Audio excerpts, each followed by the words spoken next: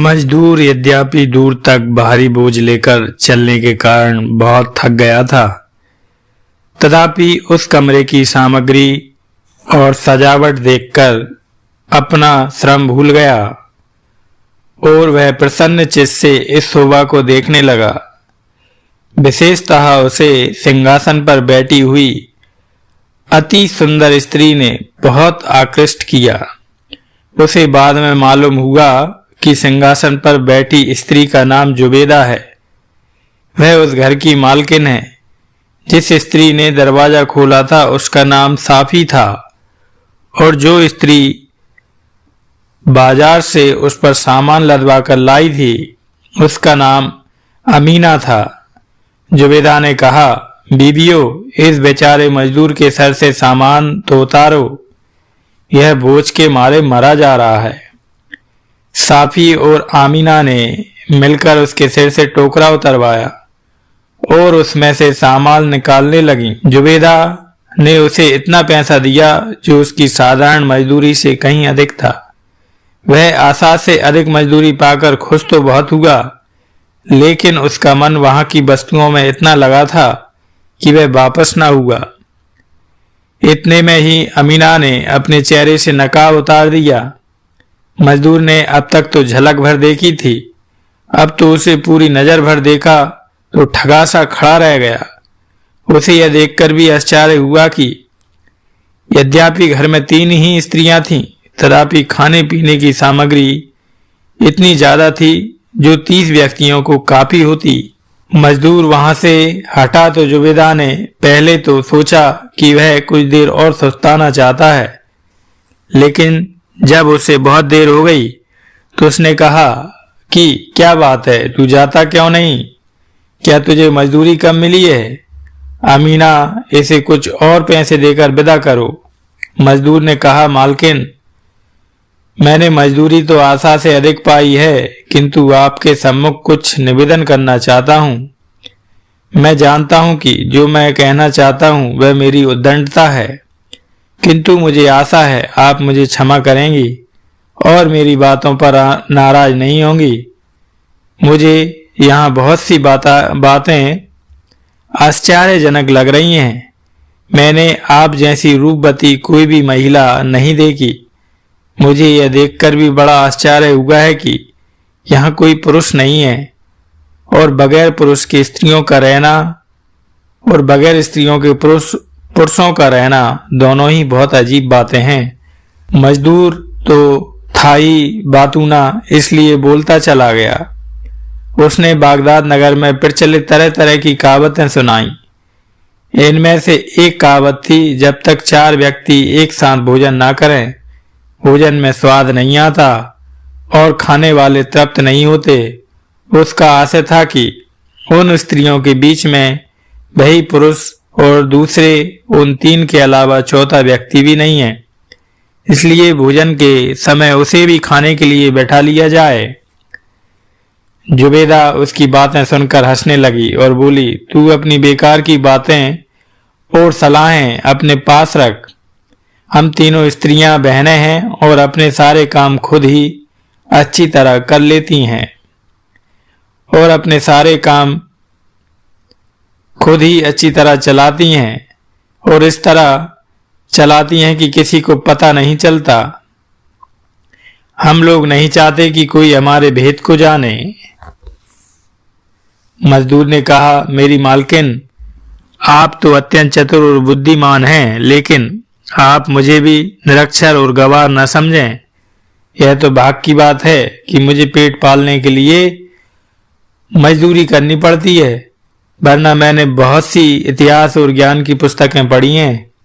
आप कहें तो आपको एक कहावत आपकी सेवा में उपस्थित करूं।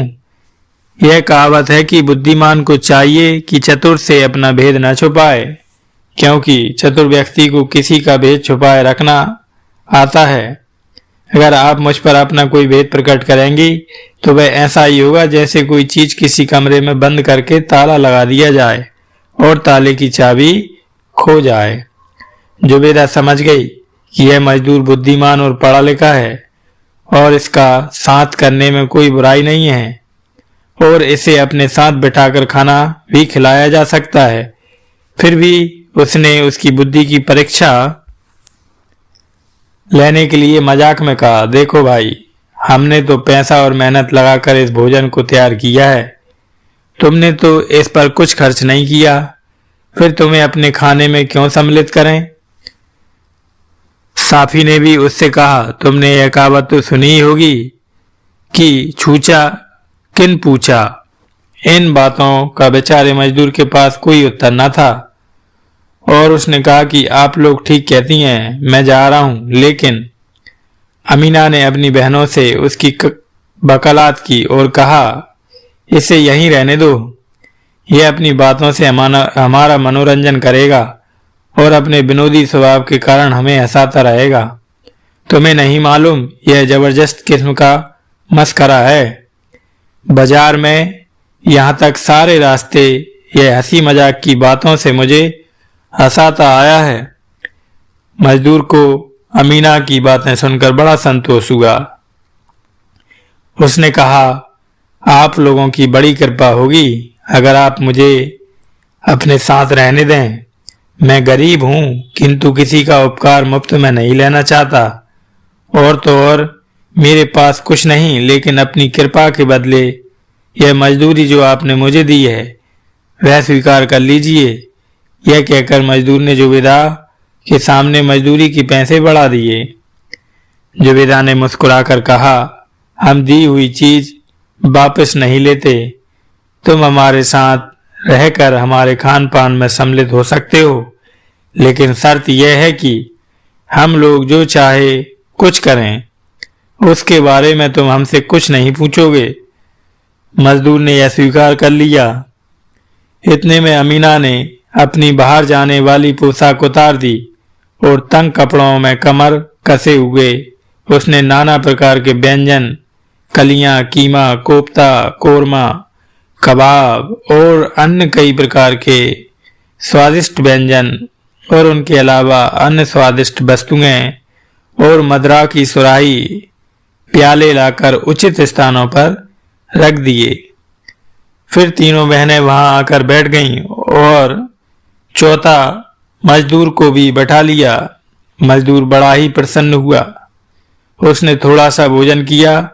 फिर अमीना ने मदरा की सुराही उठाकर प्याला भरा और अपने देश की रीति के अनुसार पहले स्वयं पिया, फिर अपनी बहनों को दे दिया और चौथा प्याला मजदूर को दिया।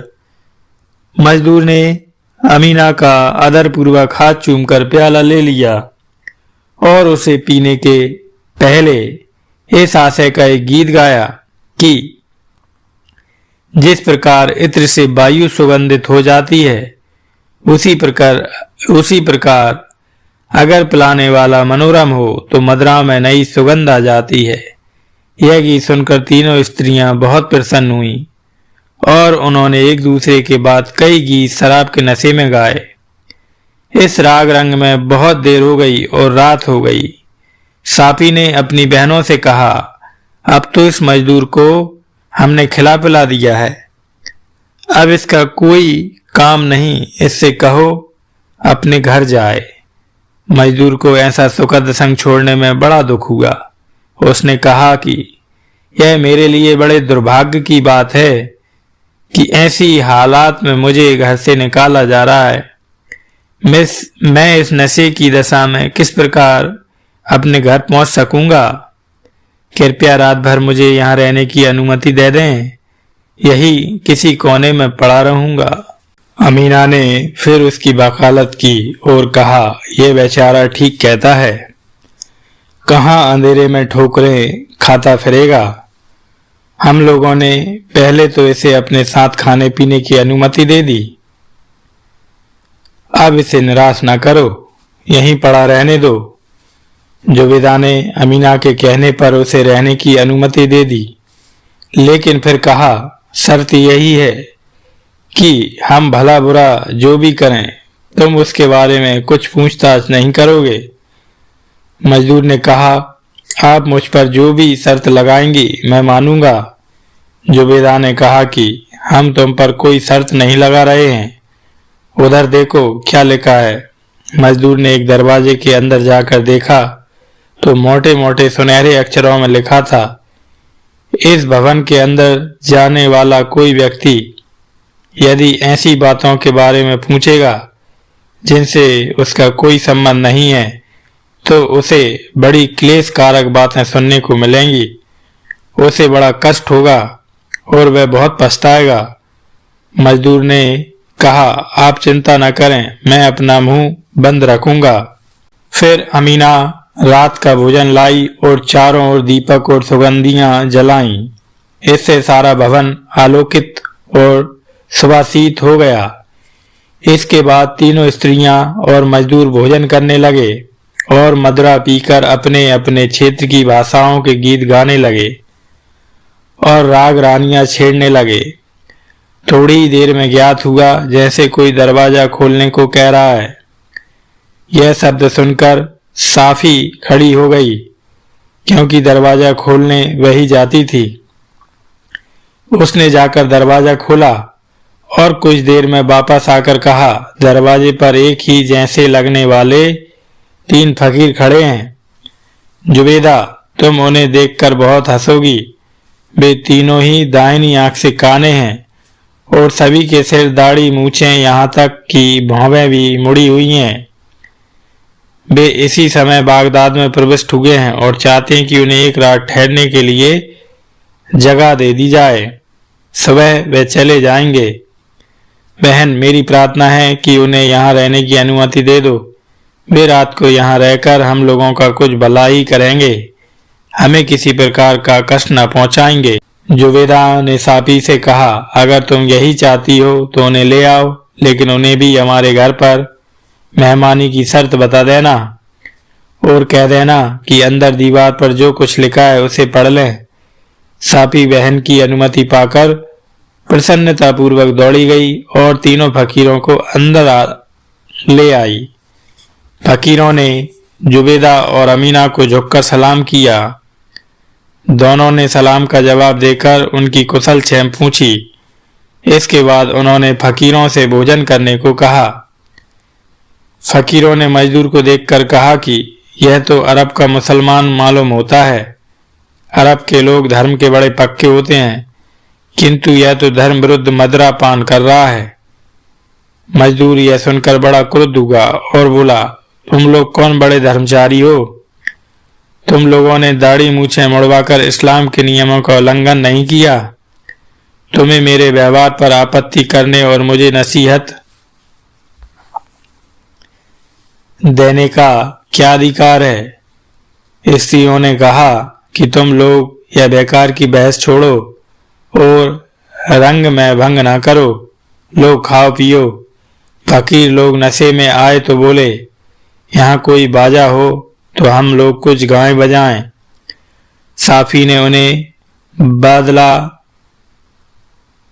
वाद्य लाकर दिया और वे बजाने लगे और वाद्यों के सुर से सुर मिलाकर गाना शुरू किया। वे लोग इस गाने बजाने के दरमियान हंसी ठट्टा भी करने लगे और ऊंचे स्वर में वाह वाह भी करते। इस सबसे बड़ा शोर होने लगा और सारा भवन गूंजने लगा। इसी बीच उन्होंने सुना कि दरवाजे पर फिर कोई ताली बजा रहा है। साफी सदा की भांति दौड़कर गई कि देखें अब कौन दरवाजे पर आया है। शहरजाद ने शहरयार से कहा कि इस जगह कहानी रोककर मैं आपको यह बताना चाहती हूँ कि इस बार ताली बजाने वाला स्वयं खलीफा हारू रशीद था। खलीफा का यह नियम था कि अक्सर रात को वेश बदलकर शहर में निकलता था कि प्रजा का खुद अपनी आंखों से हाल देखे। उस रात को वह अपने महामंत्री जाफर और जासूसों के सरदार मसरूर के साथ बागदाद की गलियों में घूम रहा था। वे तीनों व्यापारियों जैसे वस्त्र पहने हुए थे। जब वे लोग उन स्त्रियों के मकान के पास से गुजरे तो उन्होंने हंसी की ध्वनि और गाने बजाने का स्वर सुना। खलीफा ने कहा कि घर का दरवाजा खुलवाओ, मैं देखूं तो कि यहाँ क्या हो रहा है। जाफर ने कहा, यहाँ कुछ स्त्रियां शराब पीकर हंसी दिल लगी कर रही हैं, गा बजा रही हैं। आपका अंदर जाना शोभनीय नहीं है।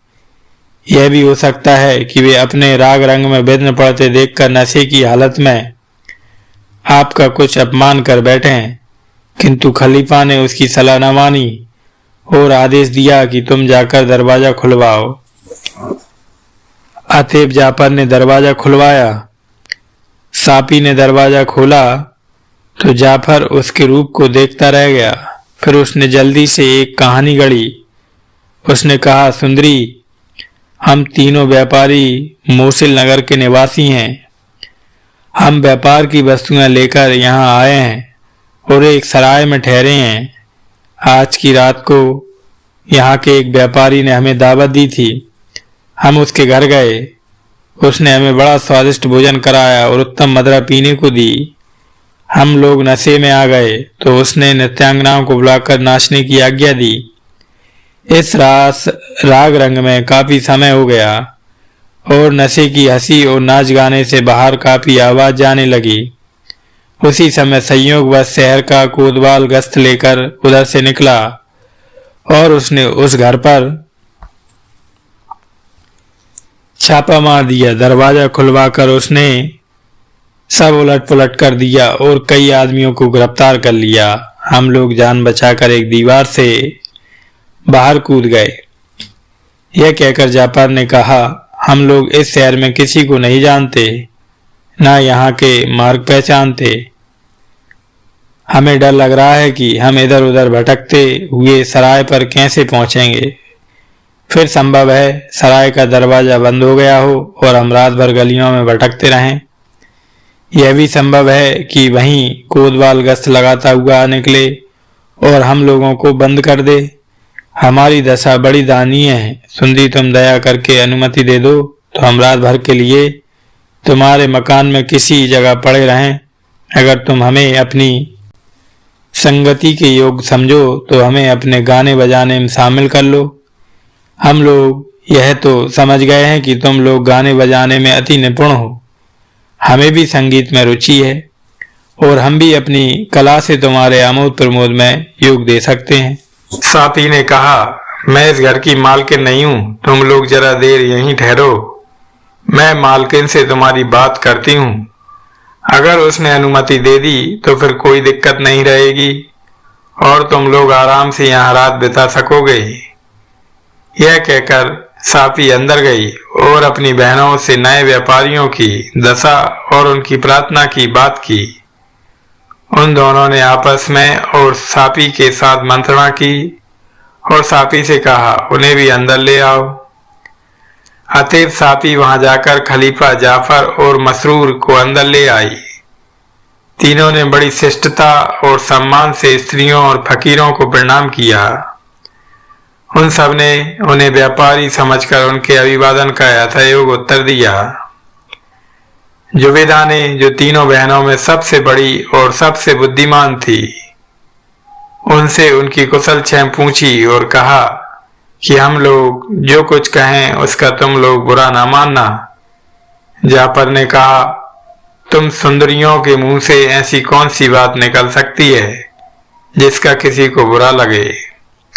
जुबैदा ने कहा, मुझे यह कहना है कि तुम जहां तक हो सके चुप रहना और जिस बात का तुमसे सीधा संबंध ना हो उसके बारे में कोई प्रश्न न करना।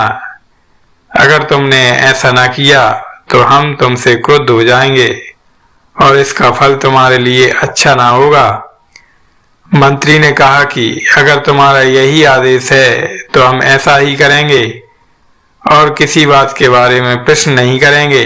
यह वादा लेकर जुबैदा ने उन सबके आगे खाद्य सामग्री रखी और मदिरा पिलाई। जब मंत्री जुबैदा से बातें कर रहा था उस समय खलीफा आश्चर्यचकित होकर उन स्त्रियों के सौंदर्य और तीक्ष्ण बुद्धि को देख रहा था। उसे इस बात से भी बहुत आश्चर्य हो रहा था कि तीनों फकीर दाहिनी आंख से क्यों काने हैं। उसकी उत्कंठ इच्छा थी कि वह फकीरों से इस बात का रहस्य पूछे, किंतु उसके दोनों साथियों ने इशारों में ही उसे ऐसा न करने के लिए कहा। मकान के अंदर की सारी रुपहली और सुनहरी सजावट को देखकर वह मन ही मन कह रहा था कि यह चीजें जादू ही हो सकती हैं, वास्तविक नहीं हो सकती। इतने में एक फकीर ने उठकर अपने देश के ढंग पर नाचना शुरू कर दिया। स्त्रियों को वह नाच पसंद आया और सबने उसकी नृत्य कला की प्रशंसा की। जब फकीरों का नाच हो चुका तो जुबैदा अपने स्थान से उठी और अमीना का हाथ पकड़कर बोली, बहन, यह तो तुम जानती ही हो कि यहाँ पर उपस्थित सब लोग हमारे अधीन हैं और इनकी उपस्थिति हमें हमारे रोज के काम से नहीं रोक सकती। अमीना ने उसका अभिप्राय समझकर उस जगह की सफाई शुरू कर दी। उसने भोजन के पात्र और मदिरा की सुराहियों और प्याले उठाकर बावर्ची खाने में रख दिए और गाने बजाने का सामान हटाकर फर्श पर झाड़ू लगाई। इसके बाद उसने सारे दियों की बत्तियों को गुल काटे और कुछ और भी सुगंधित तेल के दिए जलाए और कमरे को नए ढंग से सजा दिया। अमीना ने अब फकीरों और खलीफा तथा उसके साथियों को दलान में बैठाया। फिर मजदूर से कहा कि तुम जैसे हट्टे कट्टे आदमी को इन लोगों की तरह बैठना नहीं चाहिए। तू उठकर हमारे काम में हाथ बटा। मजदूर अभी तक ऊँघ सा रहा था। वह अपनी हैसियत का ख्याल करके रास रंग में शामिल नहीं हुआ था। वह फौरन उठ खड़ा हुआ और अपने चौगे को कसकर कमर से बांधने के बाद बोला कि बताओ, क्या काम है? जो तुम कहोगी मैं करूंगा। साफी ने कहा, तुम कुर्ते की आस्तीन भी चढ़ा लो, क्योंकि हाथों से काम करना है।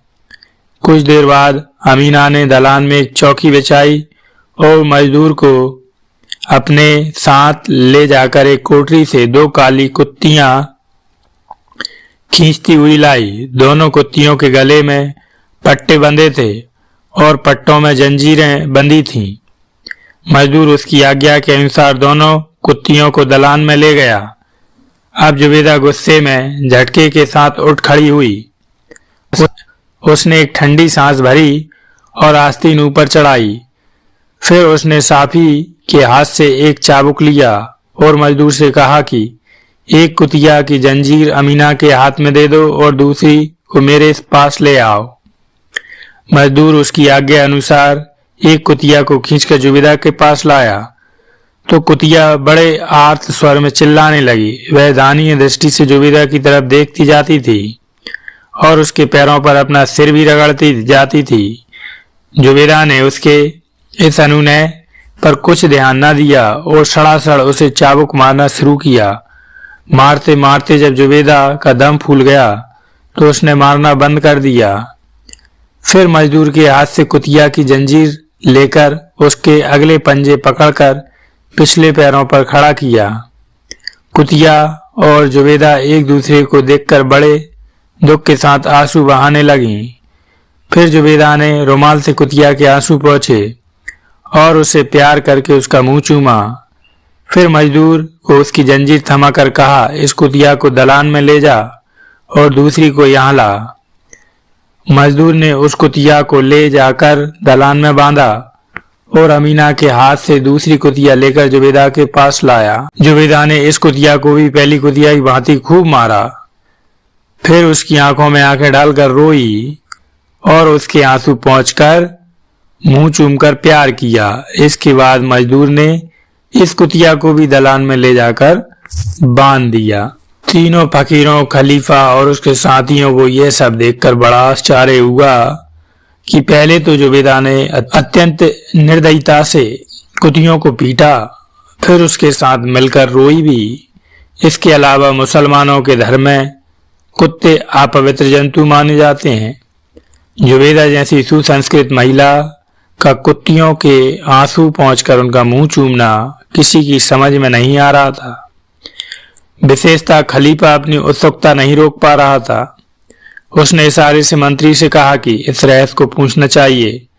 मंत्री ने पहले तो टाल मटोल की और दूसरी ओर देखने लगा, लेकिन जब खलीफा संकेत से प्रश्न करता ही रहा तो उसने संकेत से ही विनय की, इस समय इस बात को यहीं समाप्त कर दीजिए, कुछ पूछिए नहीं।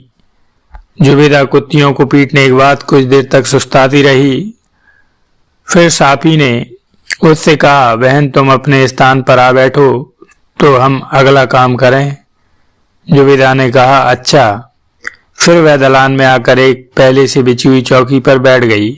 उसने खलीफा और उसके साथियों को अपने दाईं ओर और फकीरों और मजदूर को दाईं ओर बैठा लिया। चौकी पर बैठकर वह कुछ देर और सुत्ताती रही। इसके बाद उसने अमीना से कहा कि बहन उठो, तुम्हें मालूम है कि तुम्हें अब क्या करना है। अमीना यह सुनकर उठी और बगल वाली कोठरी में जाकर वहां से एक संदूक उठा लाई जो पीले साटन में मड़ा था और इसके ऊपर भी उस पर हरी कारचोबी का एक गिलाफ चढ़ा था। उसमें से एक बांसुरी निकालकर अमीना ने साफी को दी। साफी ने उस बांसुरी से एक करुण वियोगात्मक राग निकाला और देर तक बजाती रही। खलीफा और अन्य उपस्थित लोग उसका कौशल देखकर अत्यंत प्रसन्न हुए।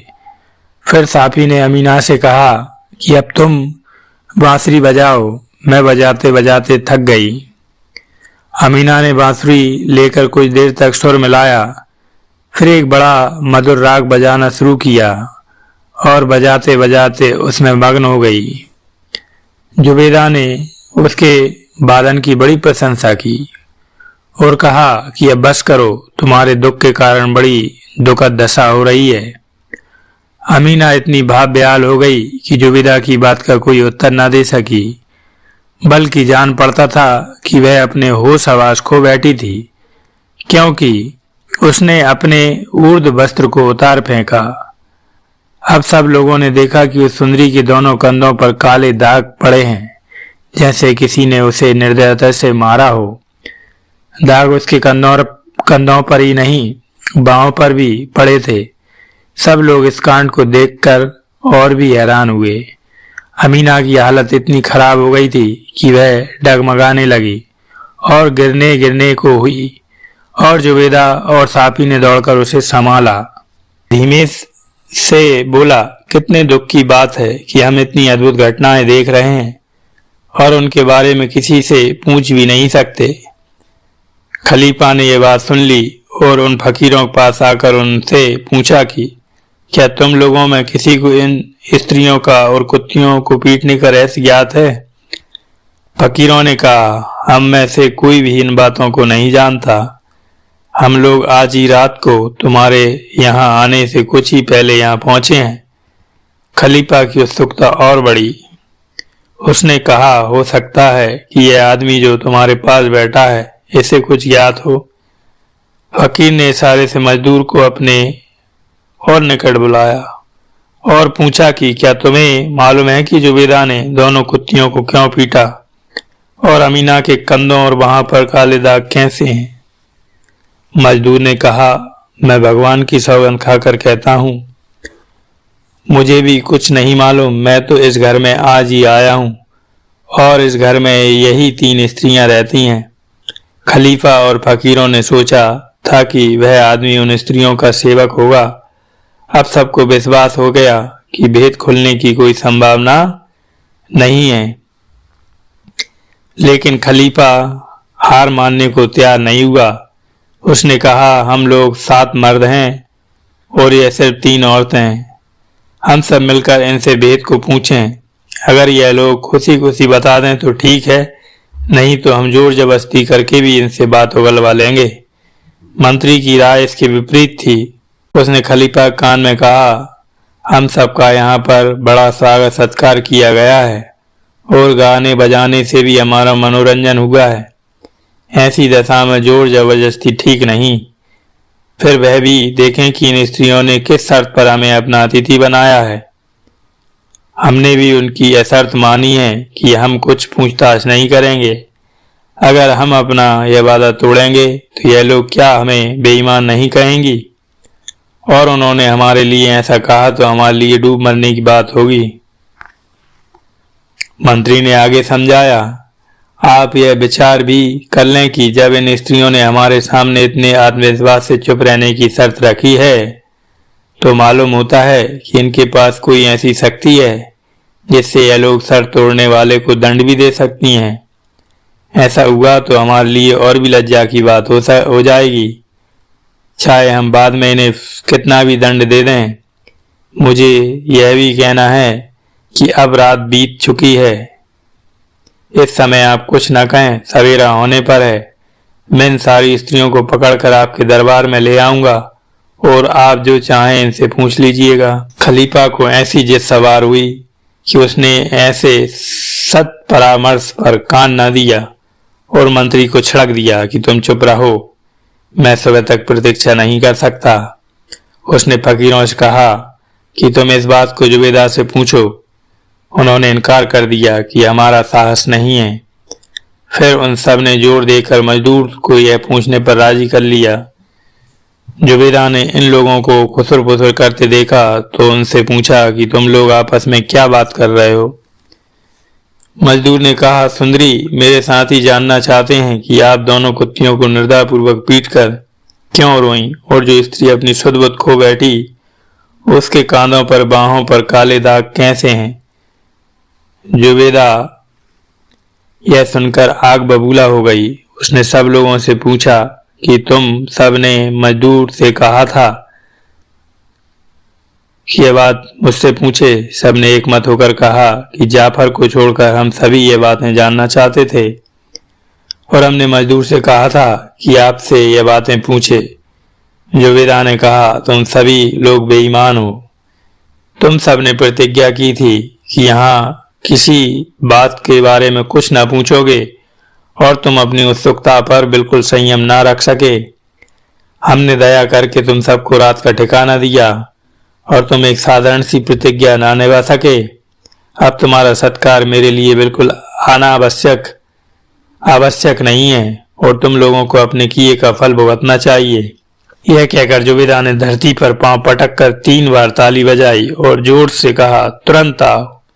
उसके कहते ही एक द्वार खुल गया और उसमें से 7 बलवान हफ्सी नंगी तलवारें लिए निकले और एक एक हफ्सी ने एक एक आदमी को जमीन पर पटक दिया और उनके सीने पर चढ़ बैठे और सबकी तलवारें म्यान से बाहर निकल आईं।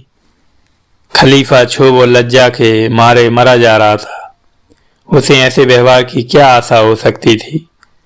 हफ्सियों के मुखिया ने जुबेदा से पूछा, श्रेष्ठ सुंदरी, आपकी क्या आज्ञा है? क्या इन सब लोगों को यहीं खत्म कर दें? जुबेदा ने कहा, नहीं, कुछ देर ठहर जाओ।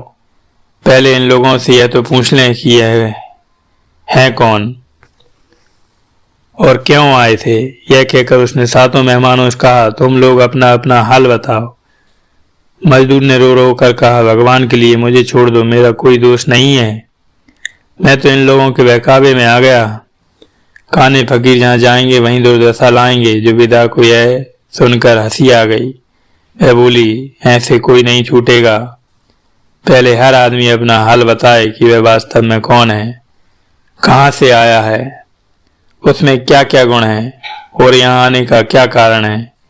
इन बातों में जरा सा भी झूठ हुआ तो फौरन उसकी गर्दन काट दी जाएगी। परेशान तो सभी थे, लेकिन खलीफा हारून की व्याकुलता स्वभावतः सबसे अधिक बड़ी चढ़ी थी। उसने एक बार सोचा कि वैसे तो इस स्त्री के पंजे से निकला नहीं जा सकता, किंतु यदि वह अपना ठीक ठाक परिचय तुरंत दे दे तो जरूर मेरा सम्मान करेगी। उसने मंत्री से सलाह ली। उसने कहा कि आपके सम्मान की रक्षा के लिए यह आवश्यक है कि हम अभी चुप रहें। जुबेदा ने तीनों फकीरों से पूछा कि क्या तुम तीनों भाई हो? एक ने उत्तर दिया कि हम भाई नहीं हैं, एक से कपड़े जरूर पहनते हैं और साथ रहते हैं। जुबेदा ने फिर पूछा, क्या तुम लोग जन्मजाति एकाक्ष हो?